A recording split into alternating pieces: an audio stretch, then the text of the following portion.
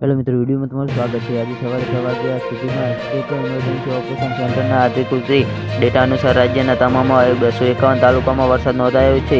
તો જે હા મિત્રો, કચ્છમાં સૌથી વધુ 14.57% વરસાદ છે। ત્યારબાદ 75.6% સાથે સૌરાષ્ટ્ર અને 69.99% સાથે દક્ષિણ ગુજરાતમાં, મધ્ય અને ઉત્તર ગુજરાતમાં અનુક્રમે મોસમી વરસાદના 42.60% અને 43.43% વરસાદ નોંધવામાં આવી રહ્યો છે। દક્ષિણ ગુજરાતમાં વલસાડ જિલ્લામાં આ સિઝનમાં સૌથી વધુ 1537.67 મીમી, ત્યારબાદ નવસારી 1504 મીમી અને જૂનાગઢમાં 1214 મીમી વરસાદ નોંધવામાં આવી રહ્યો છે। જે તાલુકાઓમાં કુલ 1000 મીમી એટલે કે 39 ઇંચથી વધુ વરસાદ થયો છે। તેમાં દ્વારકા, કલ્યાણપુર, ખંભાળિયા, પોરબંદર, જૂનાગઢ શહેર, કેશોદ, માળિયા, હાટીના, માણાવદર, મેદરડા, વંથલી, વિસાવદર, વાલોડ, વ્યારાનો સમાવેશ થાય છે। બારડોલી, કામરેજ, મહુવા, પલાસણા, સુરત શહેર, ઉપરપાડા, ચીખલી, ગણદેવી, જલાલપોર, ખેરગામ, નવસારી, વાંસદા, ધરમપુર, કપરાડા, પારડી, ઉમરગાંવ, વલસાડ, વાપી,